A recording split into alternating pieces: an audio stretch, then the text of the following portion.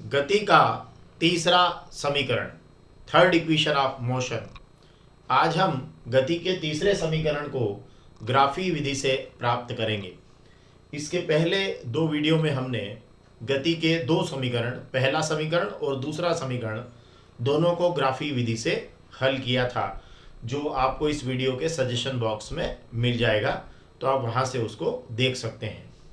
देखना इसलिए भी ज़रूरी है क्योंकि मैंने गति के तीनों समीकरण एक ही टेक्निक के साथ एक ही ग्राफ से एक ही तरीके से निकालना सिखाए हैं, और आज जो तीसरा समीकरण निकालूंगा मैं वो भी उसी टेक्निक से निकालूंगा। तो जो हमारा गति का तीसरा समीकरण होगा, थर्ड इक्वेशन ऑफ मोशन, उसमें भी आप वही करेंगे जो आप हमेशा करते आए हैं। एक्स वाई अक्ष पर एक ग्राफ बनाएंगे और उस ग्राफ के अंदर आपको क्या करना है कि समय सेकंड में एक्स अक्ष पर रखना है और वेग मीटर प्रति सेकंड में वाई अक्ष पर रखना है। मतलब टाइम को आपको एक्स एक्सिस पर रखना है और वेलोसिटी को वाई एक्सिस पर रखना है। अब यहां ये बात आप मानकर चलेंगे, तीनों समीकरणों के अंदर आप ऐसा मान रहे हैं कि वस्तु का त्वरण समान है। मतलब जो गति है, वस्तु की जो भी गति है वो एक समान त्वरित गति है। मतलब एक्सलेरेशन जो है उसका वो क्या है, एक समान है। मतलब वेग में जो समय के साथ परिवर्तन हो रहा है, वेलोसिटी में जो टाइम के साथ चेंज होता है, वो चेंज क्या है, कांस्टेंट है। ठीक है।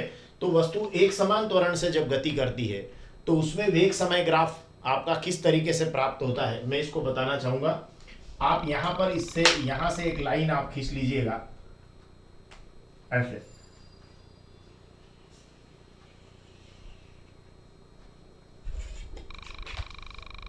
ये जो आपकी लाइन होगी, ये लाइन वेग समय ग्राफ की रेखा को प्रदर्शित करेगी। और इसमें खास मजेदार बात ये होगी कि सपोज मान लीजिए यहां पर मैं कोई पॉइंट लेता हूं, यहां पे इस जगह मैंने कोई पॉइंट लिया ए, तो ये ए पर जो मेरा प्रारंभिक वेग होगा वो वेग में लिखूंगा u। ये ए पर वेग है मेरा u है। और यहां एक दूसरा पॉइंट सिलेक्ट करते हैं, यहां एक और पॉइंट आ गया है और इस पॉइंट का नाम है b। और इस पर जो हमारा वेग होगा, सपोज वो वेग कितना है, v है। और ये एक समान त्वरित गति के लिए आपकी लाइन है। इसका मतलब क्या है, इसको समझिए कि जैसे शुरू में समय जीरो था, यहां देखिए ये आपका ओ लिख देता हूं मैं इसको, ये आपका मूल बिंदु हो जाएगा, तो इसको मैं ओ नाम दे देता हूं, है ना। तो अगर आप ओ पर देखें तो स्टार्ट में टाइम आपका जीरो है और उस समय कुछ वेग है, मतलब वो प्रारंभिक वेग का पॉइंट है ए। ठीक है। अब जैसे जैसे समय बढ़ता जाएगा, जैसे एक सेकंड हुआ तो वेग भी कुछ बढ़ेगा, तो वेग कुछ बढ़ेगा तो ये यहां रहेगा मान लीजिए, फिर 2 पर यहां रहेगा, 3 पर यहां रहेगा, और मान लीजिए 4 सेकंड पर ये यहां है। और सबसे बड़ी मजेदार बात क्या है कि जैसे 1 सेकंड में मान लीजिए वेग 2 मीटर प्रति सेकंड बदला, तो अगले 1 सेकंड में भी 2 मीटर प्रति सेकंड बदलेगा, अगले 1 सेकंड में भी 2 मीटर प्रति सेकंड बदलेगा। मतलब समय के साथ जो वेग में परिवर्तन होगा वो कांस्टेंट होगा। तो इस कारण क्या होगा कि लाइन एक स्ट्रेट रेखा है, एक सरल रेखा इस तरीके से प्राप्त हो जाएगी। अब इसमें आपने कहा प्रारंभ ए पर प्रारंभिक वेग u है और b पर प्रारंभिक वेग आपका कितना है, v है। गति के तीनों समीकरण आपको इसी टेक्निक से, इसी ग्राफ से आपको लेना पड़ेगा। तो आप यहां पर वही थ्योरी लिखेंगे जो मैंने पिछले समीकरण के अंदर लिखी थी कि माना कोई वस्तु, कोई नई आपको मैं समीकरण, कोई नई थ्योरी मैं आपको नोट नहीं कराऊंगा। ठीक है। तो माना कोई वस्तु एक समान त्वरण ए से गतिमान, मतलब उसका त्वरण क्या है, ए है, एक समान त्वरण ए से गतिमान है। ठीक है। उसका त्वरण क्या है, ए है, एक्सलेरेशन उसका ए है, मतलब उसका यूनिफॉर्म एक्सलेरेशन आप कह सकते हैं, एक समान त्वरण ए है। ठीक है। अब बिंदु ए पर जो आपने देख रहे हैं, बिंदु ए पर, ये ए पॉइंट के ऊपर वस्तु का वेग क्या है, u है। बिंदु ए पर वस्तु का वेग u है, तथा बिंदु बी पर वेग कितना है, v है। ए पर आपने u मान लिया है और v पर आपने वेग को क्या मान लिया है, v मान लिया है। अब आप क्या कर रहे हैं, आप जो जानते हैं बस वहीं से अपनी बात शुरू करेंगे कि जो आपका गति का पहला समीकरण है, क्योंकि यहां चूंकि आपको गति का पहला समीकरण प्रूव नहीं करना है, तो गति का पहला समीकरण आप डायरेक्ट लिख दीजिए। गति का पहला समीकरण क्या होगा, वो v is equal to u plus a t. ये आपका गति का पहला समीकरण, इसमें आप सीधे लिख दीजिएगा। जब आप सेकंड इक्वेशन ऑफ मोशन या दूसरा समीकरण हल करते हैं तब भी आप ऐसा ही लिखते हैं कि गति के पहले समीकरण को आप पहले से ही लिख दीजिएगा। अब थोड़ा सा इस ग्राफ की जो बची हुई बातें हैं उसको हम पूरी कर लेते हैं। जैसे आप क्या करिएगा, यहां से एक खास बात आप जो करने जा रहे हैं वो ये है कि इस पॉइंट के ऊपर से आप जो पॉइंट आपका बी है इससे एक्स अक्ष और वाई अक्ष पर आप लंब खींच लीजिएगा। उससे आपको पता चल जाएगा कि वो जो टाइम वगैरह है वो कितना है, जो वेग है वो कितना है। तो जैसे आपने यहां बी से एक्स अक्ष पर एक लंब खींच दीजिए, सीधी रेखा है ना, यह आपने खींच दी है ना, बी से एक्स अक्ष पर लंब खींचा। और इसी बी से आप क्या करेंगे, वाई, ये आपका वाई अक्ष पर भी आप इस पर लंब खींच देंगे। तो ये आप वाई अक्ष पर खींच दीजिएगा। तो ये आपका आपने दो लंब रेखाएं खींच ली, एक एक्स अक्ष पर खींच ली और एक आपने वाई अक्ष पर खींच ली। कहां से, बी से। उसी से हमको ये पता चला कि ये वाला जो है वो आपका वेग कितना है, यहाँ पर v है, और ये वाला आपका u है। पॉइंट ए पर वेग u है, बी पर वेग v है। अब आप क्या कीजिएगा कि इसको मैं थोड़ा सा नीचे की तरफ लिख देता हूं यहाँ। अब इसको भी आप मिला दीजिए, मतलब ये वाली लाइन आप मिला दीजिए। तो इस वाली रेखा को आप खींचेंगे, ओके, तो ये लाइन भी आप खींच दीजिए। मतलब आप क्या करें, इसके आपकी जो ये रेखा है इसको सपोज मैं अगर BE नाम दे देता हूं, है ना, तो फिर इसके समांतर ये रेखा आप खींच दीजिएगा। तो ये भी आपके, ये लाइन आप खींच दें, ठीक है। तो ये आपने लाइन खींच दी और इनके नाम दे दीजिए। जैसे इसको आपने अगर BE कहा है तो इसके समांतर रेखा आपने ये AE खींच ली, है ना, ये वाला ओके। आप चाहें तो इसको C नाम दे दीजिए या E, जो भी आप कहना चाहें। आप इसको D दे दीजिए और इसको आप E लिख ही रहे हैं। तो यहां इसको आप क्या लिख रहे हैं, यहां इसको आप C लिख दीजिए और इसको आप ABC, ये इसको आप D कह दीजिए, ठीक है। ये वाले आपके नामकरण, मैंने एक्चुअली नामकरण वैसे ही कर दिए जैसे आपको ये नामकरण मैंने गति के दूसरे समीकरण में प्रूव करने के लिए किए थे, ताकि आपको एक जैसा वो हो जाए। इसीलिए मैंने इन नामकरणों को क्या करा, सेम ही ले लिया, ठीक है। अब हम कह रहे हैं कि माना जो वस्तु है उसका ये जो पूरा टी समय है, जो भी आपका टाइम लगा है इस टाइम टी में, क्योंकि यहाँ टी समय में त्वरण एक समान है, ए प्रारंभिक वेग है u और अंतिम वेग है v। तो इसमें वस्तु का विस्थापन मान रहे हैं अपन, कितना है, मान लीजिए s विस्थापन है उसका। तो माना टी समय में वस्तु का विस्थापन, या यूं कहें सरल शब्दों में कहा तो टी समय में चली गई दूरी, है ना। तो टी समय में निश्चित दिशा में चली गई दूरी, या टी समय में वस्तु का विस्थापन कितना है, s है।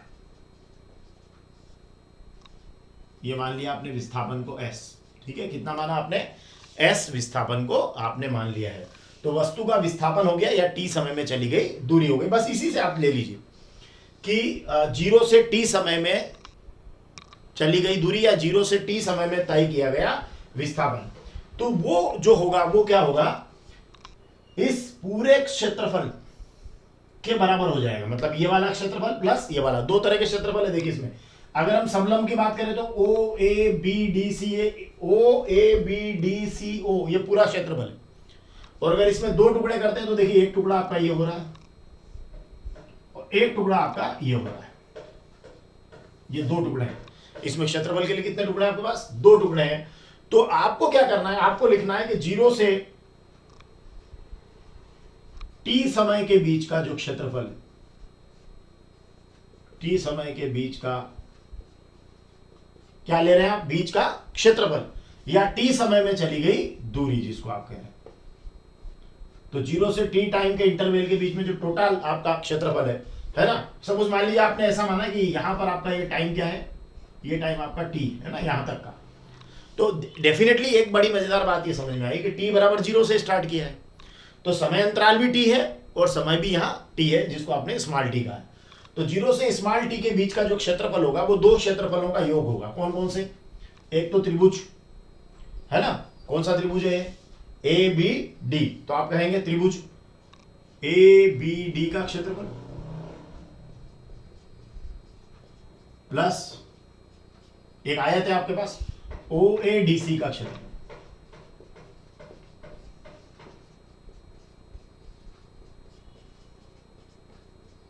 क्लियर है। अब ये 0 से t समय के बीच का जो क्षेत्रफल होगा यही वस्तु का क्या होगा, विस्थापन होगा। ये मैंने आपको सेकंड समीकरण के वक्त समझाया था कि ये वस्तु का विस्थापन कैसे होगा। अगर आपको नहीं समझ में आया तो मैं दोबारा यहाँ आपको बता देता हूँ। 0 से t समय के बीच का जो क्षेत्रफल है, मतलब 0 से t समय के बीच का जो क्षेत्रफल है पूरा, ये वस्तु के विस्थापन के कैसे बराबर है। देखिए कैसे बराबर है। एक्चुअली क्या होता है कि जैसे मान लीजिए आपने कहा कि ये देखिए मैं ग्राफ लेता हूँ इस तरीके से, और मैं यहाँ बोलता हूँ कि ये आपका वेग समय ग्राफ है, ये t समय है और ये वेग u है ना। समय t पर वस्तु का वेग कितना है, u है। तो यहाँ अगर आप मजेदार बात देखें तो ये क्षेत्रफल कितना बन रहा है इस आयत का, इस आयत का क्षेत्रफल बन रहा है ut। ठीक है, कितना बन रहा है इस आयत का क्षेत्रफल, ut बन रहा है। और यहाँ एक और मजेदार बात देखें, आयत का क्षेत्रफल तो ut बन रहा है ना, लेकिन वास्तव में ut क्या है, ut देखिए u क्या है, वेग है, और ये t क्या है, समय। तो वेग गुणित समय क्या होता है, वेग गुणित समय विस्थापन हो जाता है ना, क्योंकि आप जानते हैं कि विस्थापन बराबर होता है वेग बटे समय। तो अगर आपने वेग बराबर होता है विस्थापन बटे समय, तो वेग बराबर हो गया विस्थापन बटे समय। ओके, ये विस्थापन बटे समय। अगर आप यहां से अगर आप थोड़ी देर के लिए वेग गुणित समय निकालेंगे तो क्या होगा, वेग गुणा समय हो जाएगा वस्तु का विस्थापन।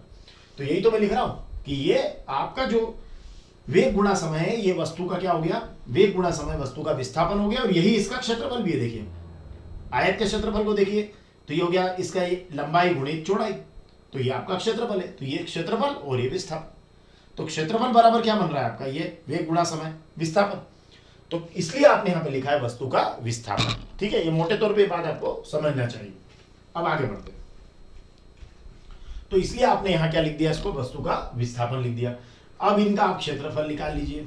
ठीक है, तो त्रिभुज एबीडी का क्षेत्रफल है ना, त्रिभुज एबीडी समकोण त्रिभुज है, एबीडी है ना, समकोण त्रिभुज एबीडी का क्षेत्रफल। तो आधार गुणित ऊंचाई, आधार क्या है एडी, ऊंचाई क्या है बीडी। तो 1/2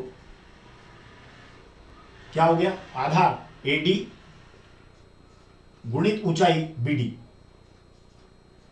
ठीक है, अब बीच में क्या है प्लस, ये प्लस। अब आयत का क्षेत्रफल क्या होता है, आयत कौन सा है, ओ ए डी सी। तो इस आयत का क्षेत्रफल होगा लंबाई गुणित चौड़ाई, तो ओ ए गुणा एसी, ओ ए गुणा एसी, सॉरी ओ ए गुणा ओसी, ये आयत का क्षेत्रफल हो गया, लंबाई गुणित चौड़ाई। क्लियर है।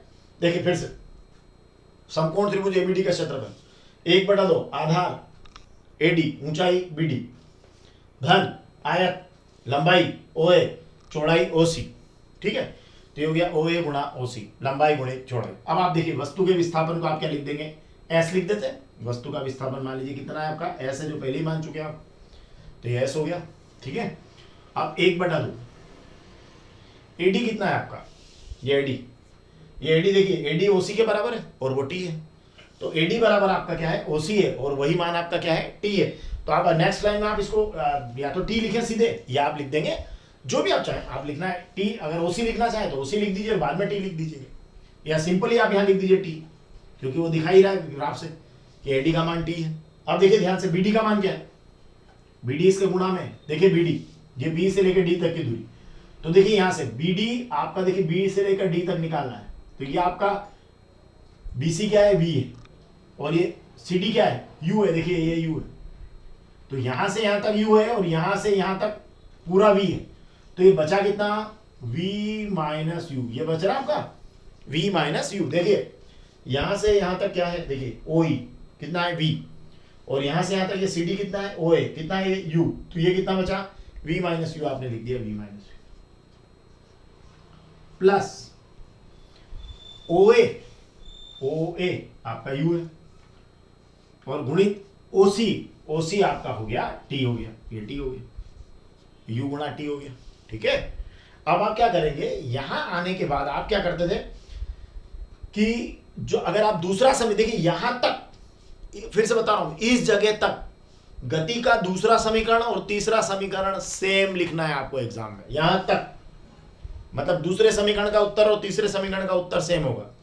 केवल दूसरा अगर आपको निकालना है तो आप यहां पर v माइनस यू का मान रख देना 80 यहां पे, तो ये आपका सेकंड निकल जाएगा, ये समीकरण नंबर 1 से। सिर्फ क्या करना है, v माइनस यू की जगह आप 80 लिख देना। ये देखिए v माइनस यू 80 होता है, तो आपका गति का दूसरा समीकरण निकल जाएगा। अब आपको यहां दूसरा नहीं निकालना है, क्या निकालना है, तीसरा निकालना है। तो यहां तक दूसरा और तीसरा सेम है, ये ध्यान रखिएगा। अब यहां के बाद क्या है, देखिए अब यहां के बाद आपको क्या करना है, इसका गुणा कर लीजिए अंदर और लघु एलसीएम ले लीजिए। तो देखिए एस क्या होगा, ये देखिए नीचे में लिख देता हूं 2, है ना, 2 ही है, ठीक है। अब यहां तो 2 है ऑलरेडी नीचे, है ना। अब देखिए ऊपर गुणा कर लीजिए, हो गया टीवी माइनस टीयू प्लस, अब यहां 2 नहीं, यहां तो एक ही है तो 2 का गुणा होगा, ये हो गया 2ut, ठीक है, लघुत्तम ले लिया आपने। तो नीचे आया 2 हर में, और ये हो गया टीवी माइनस टीयू, यहाँ तो 2 था, 2 में 2 का भाग गया तो एक बार, 1 का गुणा इसमें करेंगे तो संख्या सेम रहेगी, और यहाँ चूंकि 1 है तो यहाँ 2 का गुणा हो जाएगा तो ये हो गया 2ut।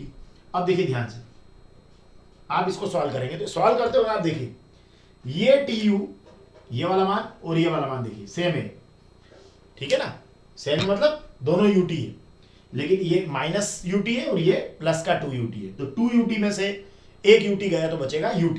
तो अब आपका क्या बचा, टी वी, और देखिए 2ut में से ut गया तो बचेगा ut बटे 2, ठीक है। कॉमन ले लीजिए t, तो ये बचेगा v प्लस u अपान 2, बचा कि नहीं बचा। अब समीकरण नंबर 1 से आप t का मान रख दीजिए, आपका आंसर आ जाएगा। देखिए यहां पर ये बचा, देखिए t का मान लिया तो यहां से बचा v प्लस u अपान 2। अब आपको समीकरण नंबर 1 से किसका मान रखना है, समीकरण 1 से सिंपली आप किसका मान रख देंगे, t का मान रखने पर। तो यहां लिख देता हूं मैं, समीकरण 1 से किसका मान, t का मान रखने पर, मान रखिए। अब तो आप कहेंगे बहुत आसान हो गया सर, केवल t का ही तो मान भरना है, और t का मान क्या है यहाँ पे, v माइनस यू अपान ए है, लिख देंगे और क्रॉस मल्टीप्लाई करेंगे तो आंसर आ जाएगा। तो चलिए मैं इसको रख कर भी बता देता हूँ, इस हिस्से को मैं थोड़ा सा मिटा देता हूँ, है ना, तो इतने में मेरा काम हो जाएगा। चलिए ये हिस्सा तो बार बार आप लिखते ही हैं कि वस्तु का प्रारंभिक वेग जो है u है और t समय बाद वेग v है, ऐसा सब लिखते ही हैं। चलिए आगे देखते हैं, t का मान भर दीजिए। अब t का मान यहाँ से निकालेंगे, देखिए तो होगा v माइनस यू अपान ए, बिल्कुल इतना तो 12वीं के स्टूडेंट है, v माइनस यू और a अपान में चला जाएगा, है ना। तो ये t का मान रख दीजिए, तो s इज इक्वल टू हो जाएगा t का मान v माइनस यू अपान ए, हो गया ये यहां से समीकरण नंबर 1 से, और ये हो गया v प्लस यू अपान 2। अब ध्यान से देखिए 2a का गुणा s में कर दीजिए, 2as क्रॉस मल्टीप्लाई हो गया, a minus b, a plus b होता है a square minus b square, ये हो गया v square minus u square, ठीक है। ये u स्क्वायर उधर ले जाके जोड़ दीजिए, तो v square is equal to हो जाएगा u स्क्वायर प्लस 2as, ये आपका हो गया गति का थर्ड समीकरण, थर्ड इक्वेशन। और एक मजेदार बात यह है कि यहां तक आपका थर्ड और सेकंड सेम चलता है, और फर्स्ट के लिए तो आप ये 2 लाइन लिखने के बाद, जब आप 2 लाइन लिखते हैं उसके बाद ही आप फर्स्ट निकाल सकते हैं, तो वो बहुत आसान है। लेकिन थर्ड जो आप निकालते हैं तो यहाँ क्या करते हैं, यहाँ जब आप सेकंड बनाते हैं यहीं से, तो v माइनस यू की जगह आप यहाँ पे 80 लिख दीजिएगा तो सेकंड बन जाएगा। और अगर आप अंदर गुणा करके, है ना, एलसीएम लेके अंदर गुणा कर लेते हैं और फिर t कॉमन लेके t का मान भर देते हैं तो ये तीसरा समीकरण निकल जाएगा। तो इस तरीके से गति के जो तीनों समीकरण है वो आप आसानी से सॉल्व कर सकते हैं, और एक ही ग्राफ आपको लेना है, वेग समय ग्राफ, और उस ग्राफ से आप गति के तीनों समीकरण निकालेंगे। सजेशन बॉक्स में तीनों समीकरण पड़े हैं, आप एक के बाद एक देख लीजिएगा। Thank you.